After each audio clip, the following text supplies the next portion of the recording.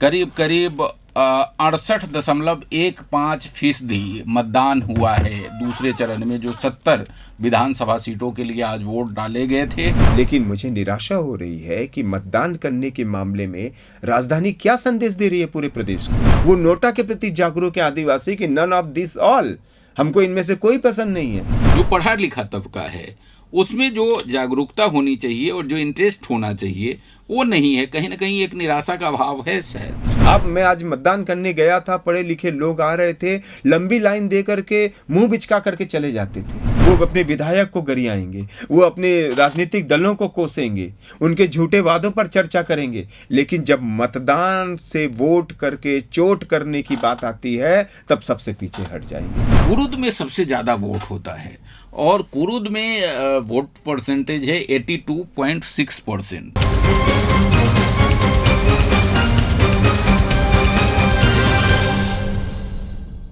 नमस्कार, एडिटर जी न्यूज में आपका स्वागत है। और छत्तीसगढ़ में चुनाव के दोनों चरण पूरे हो चुके हैं।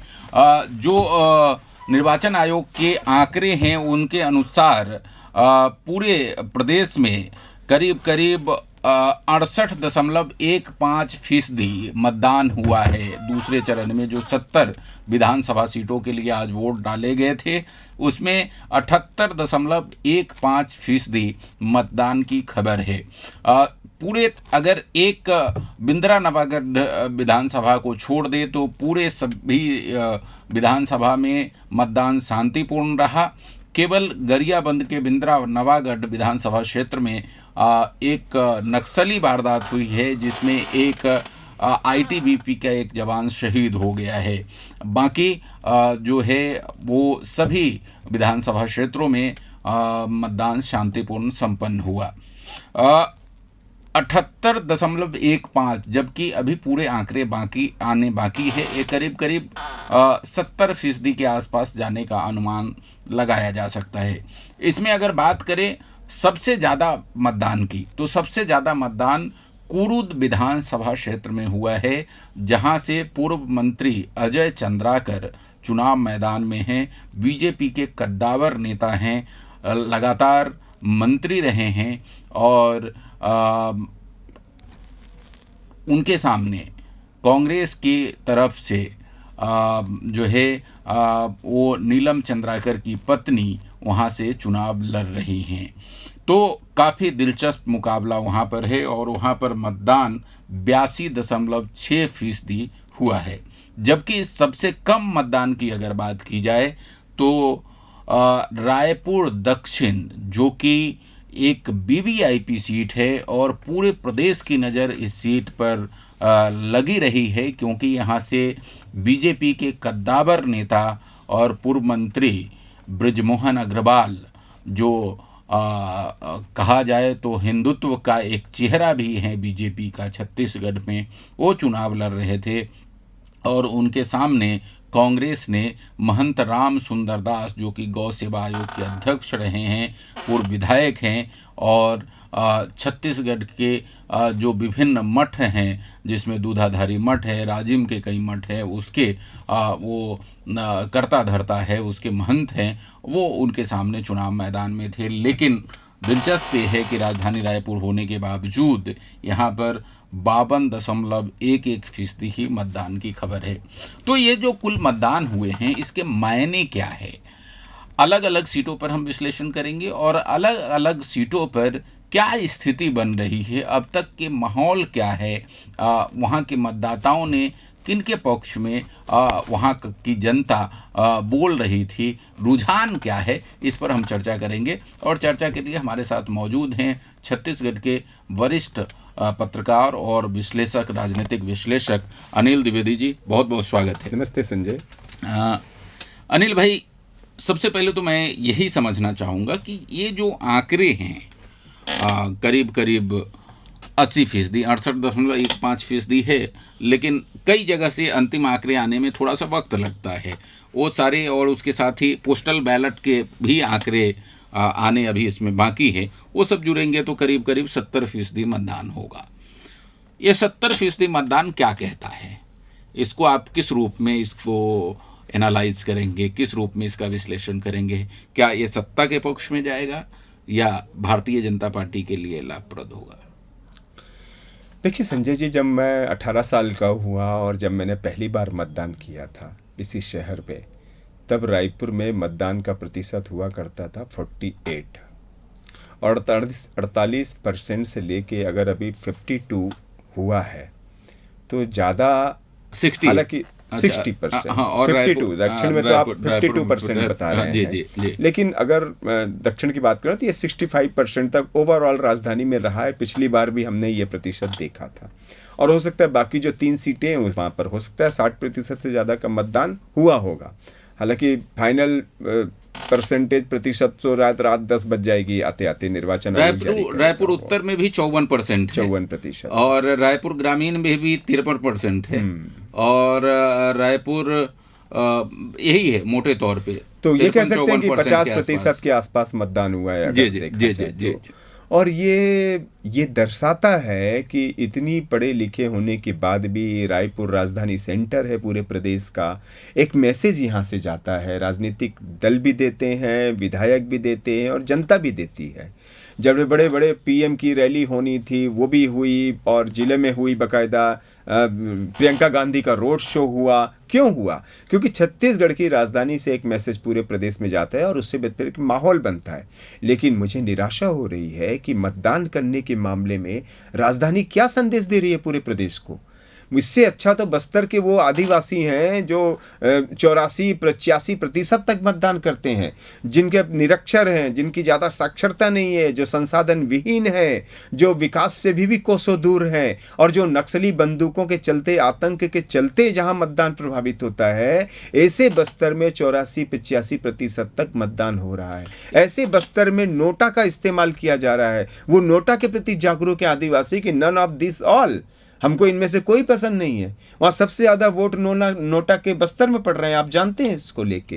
तो मतदान को लेकर के, नोटा का इस्तेमाल करने को लेकर के राजधानी से ज़्यादा जागरूक बस्तर और दूसरे संभागों के लोग जागरूक हैं। छत्तीसगढ़ के राजधानी रायपुर के लोगों के लिए ये एक शर्मनाक स्थिति है कि आप जो है मतदान करने के लिए जागरूक नहीं है।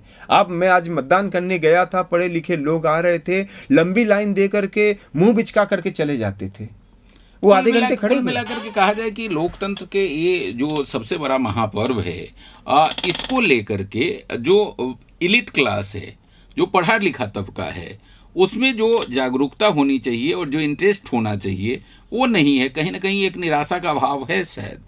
देखिए संजय जी, मैं इसके लिए बहुत ही कठिन शब्द इस्तेमाल करूंगा, एहसान फरामोशी।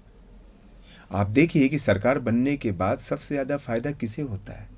शहरी इलाके लोग उठाते हैं, चाहे वो ठेकेदार हों, चाहे वो ब्यूरोक्रेट्स हों, चाहे वो पॉलिटिशियंस हों। बाकायदा एक गैंग बना करके सरकार में भ्रष्टाचार करते हैं और पनपते हैं वहाँ से।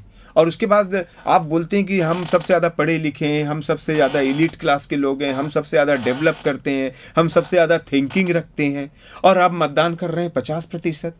आधे प्रतिशत लोग मतदान करें तो आधे लोग कहाँ गायब हो गए? या तो वो छुट्टियाँ मना रहे होंगे, या तो वो गर्मी में निकलना नहीं चाह रहे होंगे, लाइनें और कतारों में लगना उन्हें पसंद नहीं है। वो इतने ज़्यादा वीवीआईपीज़ हो चुके हैं कि अब मतदान करने के लिए भी उनको जो है ऑनलाइन सिस्टम चाहिए कि आप घर बैठ के मतदान कर दें।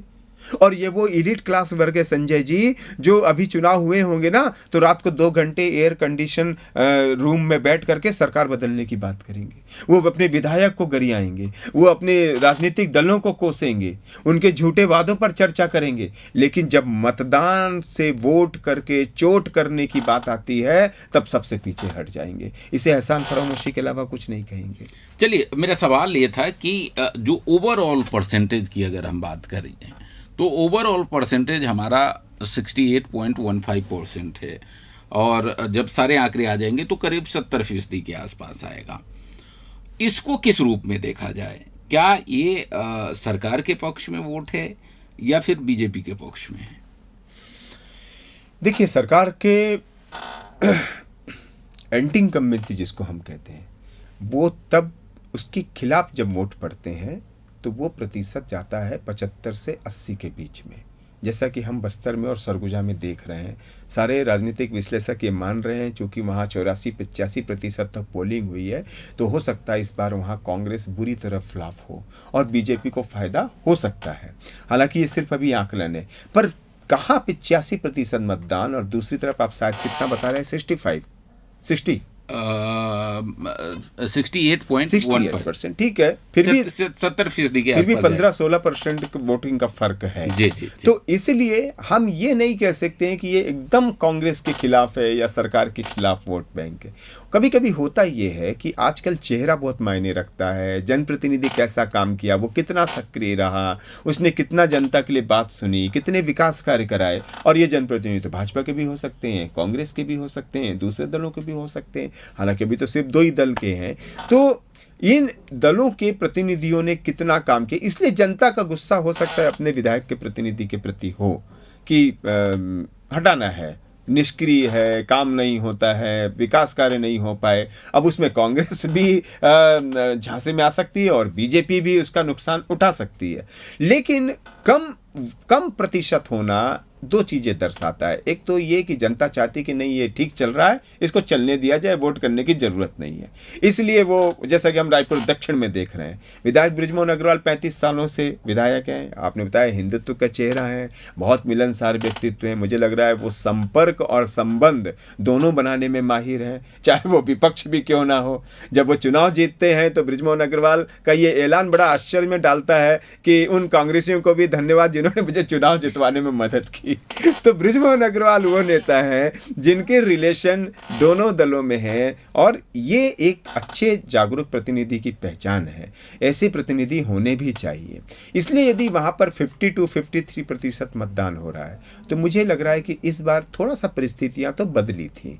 इस बार ऐसा माना जा रहा था कि बृजमोहन अग्रवाल को जो महंत हैं, वो दूधाधारी मठ के, उन्होंने कड़ी टक्कर दी, और उन्होंने कड़ी टक्कर दी। और ख़ासकर वो चूँकि ब्राह्मण समुदाय से थे, इसलिए पूरा वर्ग उनके लिए लड़ गया था। फिर इस बार देखिए कि ये घमासान इतना ज़्यादा बढ़ा कि 3-4 बड़ी बड़ी घटनाएं भी हुई रायपुर में। बृजमोहन अग्रवाल और महंत के बीच में जो एक नाम था एजाज ढेबर का, जो महापौर हैं, हाँ, उन्होंने काफी दिलचस्प चुनाव हुआ था, और पूरे प्रदेश की, और केवल प्रदेश ही क्यों, प्रदेश के बाहर के लोगों की भी नजर थी रायपुर दक्षिण में क्या हो रहा है इस बिल्कुल।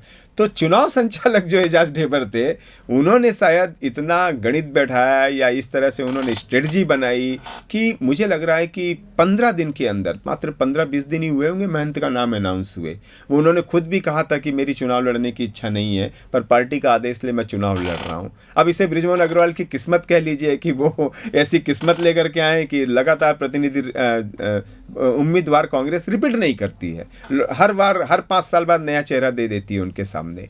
लेकिन चूंकि महंत सामने थे, इसलिए महंत जी का अपना एक जनाधार है, उनके मानने वाले फॉलोअर्स बहुत ज़्यादा हैं। खुद बृजमोहन अग्रवाल उनका बहुत सम्मान करते हैं, उनके पैर वगैरह छूते हैं। तो महंत के सामने आने से मामला थोड़ा दिलचस्प हुआ है। और बृजमोहन जिस तरह से 2-3 झड़पें हुई, जिस तरह वीडियोस वायरल हुए, जिस तरह मुस्लिम प्रत्याशियों को निर्दलीय के तौर पर खड़ा नहीं होने दिया गया, ये भी एजाज ढेबर की एक बड़ी जीत मानी गई कि उन्होंने कोई भी मुस्लिम कैंडिडेट खड़ा नहीं होने दिया। लेकिन अभी भी मुझे लगता है कि बृजमोहन अग्रवाल जो 5 साल सक्रिय रहते हैं, 5 साल लोगों से मिलते हैं, संपर्क करते हैं, और सबसे बड़ी बात है कि 5 साल में उनके ऊपर कोई दाग नहीं लगा, तो जनता क्यों बदलना चाहेगी जनप्रतिनिधि? जनता को यही तो चाहिए कि उनके लिए विकास कार्य होते रहे, उनके लिए जनप्रतिनिधि हमेशा सामने खड़ा रहे, उनके दुख सुख में शामिल हो, उनके कामों को आगे बढ़ाए। इसलिए, और चूंकि बेदाग चेहरा नहीं थे बृजमोहन जी, 5 साल उन्होंने अच्छा काम किया और अभी तक वो बेदाग बने हैं, इसलिए शायद पब्लिक ने चाहा होगा कि नहीं, चलने दो, ठीक है, कोई वोट करने की ज़रूरत नहीं है। ये एक कारण इसमें हो सकता है। लेकिन इसी फार्मूले पे जब हम देखते हैं तो कुरुद में सबसे ज़्यादा वोट होता है, और कुरुद में वोट परसेंटेज है 82.6%, जो कि बढ़ेगा। फाइनल आंकड़े आएंगे, डाक मत पत्र जब आएगा तो ये 83-84% होगा। इसके क्या मायने निकाले जाए, क्योंकि वहाँ भी बीजेपी के कद्दावर अजय चंद्राकर वहाँ से चुनाव लड़ रहे हैं, उनके सामने तारनी चंद्राकर जो कि कांग्रेस की नेत्री हैं, वो चुनाव लड़ रही हैं। तो ये जो सर्वाधिक पूरे प्रदेश में सर्वाधिक मतदान हुआ है कुरुद में, तो इसके क्या मायने लिए जाए?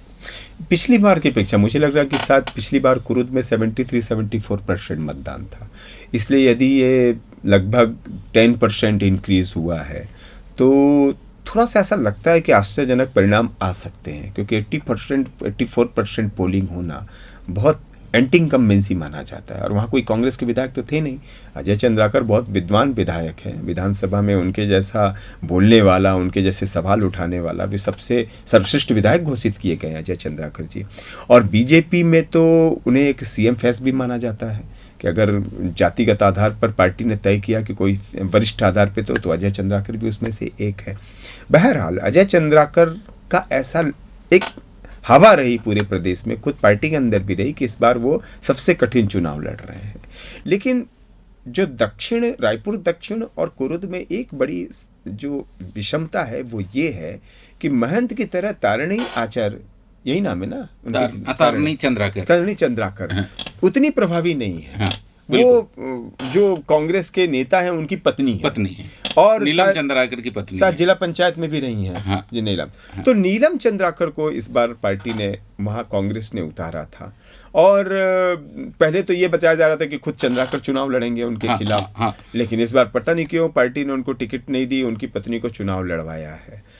तो मेरे को लग रहा है कि कहीं न कहीं अभी भी अजय चंद्राकर का सिक्का बना हुआ है, क्योंकि उन्होंने जिस तरह विकास करवाया, जैसे सफाई एक यूपी में मॉडल लिया जाता है, जैसे अमेठी नाम लिया जाता है, वैसे ही छत्तीसगढ़ में डेवलपमेंट मॉडल कुरुद में देखा जाता है कि आप कुरुद पहुंचते तो लगता है कि हम किसी महानगर एरिया में आ जाते हैं, जबकि वह ग्रामीण परिवेश वाला इलाका है। हाँ, डेवलपमेंट के काफी काम हुए, खासकर सड़कों का अगर जाल देखा जाए तो सबसे ज्यादा। और पिछली सरकार में कहा जाता था कि वो पंचायत और ग्रामीण विकास मंत्री थे, तो सारा बजट लेकर के अपने कुरुद में डाल दिया उन्होंने। पंचायत ग्रामीण विकास संस्थान वगैरह सब बनाए गए वहाँ पे। बहरहाल ये गलत नहीं मानता मैं इसको, एक जनप्रतिनिधि को बहुत ऊंचाई तक अपने क्षेत्र का विकास करना चाहिए, ताकि लोग प्राउड फील करें कि हमने कितना अच्छा जनप्रतिनिधि चुना है। तो अजय चंद्राकर उसी राय में मैं उनके क्षेत्र में गया था तो कई लोग उनको विकास पुरुष के तौर पे भी, हालांकि गांव में उनको वहाँ उनके क्षेत्र में उनको डाला के नाम से जाना जाता है, लोग डाला डाला डाला ही कहते हैं और डाला ही कह करके वोट देते हैं। तो कई लोगों ने कहा कि डाला तो विकास पुरुष है, हमारे लिए इतना काम किया है। इस बार उन्होंने अजय चंद्राकर जी के चुनाव को मैंने देखा, जैसे पिछली बार चुनाव देखे थे तो 3-4 घटनाएं वहाँ भी हुई थी, विवाद की घटनाएं हुई थी, कुछ बहस और झड़पें हुई थी। इस बार ऐसा कुछ सुनने में नहीं आया। उसकी वजह हो सकती है कि उनके सामने एक महिला उम्मीदवार रही होगी। तो अजय चंद्राकर इस मामले में बहुत संस्कारशील और अच्छे से चुनाव लड़ने वाले व्यक्ति, तो इस बार इससे बचा गया कुरुद का चुनाव। इस बार कोई ज़्यादा बड़ी खबरें आई नहीं वहाँ से, और पब्लिक को लगा होगा कि अजय चंद्राकर मुखर रहते हैं, विधानसभा में भी दिखते हैं, डेवलपमेंट भी अभी 5 साल में भी उन्होंने कम डेवलपमेंट नहीं करा है, काफ़ी डेवलपमेंट किया अपने इलाके का। तो पब्लिक को लगा होगा कि अजय चंद्राकर को चलने दिया जाए, उनकी लंबी पारी अभी चलने दी जाए। परंतु अब एंटी इनकम्बेंसी आई जाती है। आप 3-4-5 बार विधायक रहें तो स्वाभाविक है आपके न चाहने वाले भी बढ़ जाते हैं, जो आपके काम को पसंद नहीं करते हैं, जो आपकी आलोचना करते रहते हैं। पार्टी में नए दावेदार पैदा हो जाते हैं, जब उनको टिकट नहीं मिलती है तो वो भीतरघात करते हैं। हालांकि तो वहाँ ऐसी स्थिति नहीं, ठीक है, नहीं हुई होगी, लेकिन आमतौर पर मैं उसकी बात कर रहा हूँ कि जब आप 5-6 बार लगातार विधायक रह जाते हैं तो ये चीज़ें बनती हैं, वहाँ पैदा कई सीटों पर पैदा होती है। तो अजय चंद्राकर इन सब से थोड़ा मुक्त रहे हैं, और जनता ने यदि 84% पोलिंग की है तो आप देखिएगा, हो सकता है इसके चौंकाने वाले नतीजे आए। चौंकाने वाले न हो सकता है अजय चंद्राकर की लीड 50,000 तक पहुंच जाए, या हो सकता है पब्लिक कह दे कि नहीं अब बहुत हो, अब आप बैठिए, अब हम नया चेहरा देंगे। कुछ भी रिजल्ट हो सकता है ना। लो इस तरह से इस परिप्रेक्ष्य में मैं यहाँ के चुनाव को देखता हूँ। तो आपने देखा, अनिल जी ने बहुत अच्छे से विश्लेषण किया कि जो ये परसेंटेज है, वोट का परसेंटेज चाहे 52% है, उसका क्या मायने हो सकते हैं, और जो टोटल ओवरऑल अगर 68.15% अगर ओवरऑल वोटिंग की बात करें तो उसके क्या मायने हैं। मोटे तौर पे हम ये कह सकते हैं कि जो एक एंटी इनकम्बेंसी सरकार के खिलाफ होती है वो इस वोटिंग में कहीं स्पष्ट रूप से दिखाई नहीं पड़ती है कि पूरी जनता घरों से निकल करके और एकदम से सरकार बदलने के लिए मतदान केंद्र तक पहुंच गई। इस तरह की स्थिति नहीं है। इसको एक सामान्य वोटिंग की तरह लिया जाना चाहिए और सामान्य वोटिंग के ये भी मायने होते हैं कि ये चलो ये सरकार है, ठीक है, इसको रहने दो, या फिर स्थिति ऐसी बनती है जिसमें आसपास मामला और माहौल भी यही कह रहा है कि आसपास ही मामला होगा। दोनों ही पार्टियों के बीच में टक्कर थी, इस बात से इनकार नहीं किया जा सकता और ज़्यादा से ज़्यादा 5 से 10 सीट के बीच में दोनों का अंतर हो सकता है। तो हमारा ये विश्लेषण आपको कैसा लगा हमें ज़रूर बताइएगा कमेंट बॉक्स में, और तब तक के लिए नमस्कार। और हमारा चैनल एडिटर जी न्यूज़ आप फॉलो करें, सब्सक्राइब करें और कमेंट करके हमें अपनी राय जाहिर करें।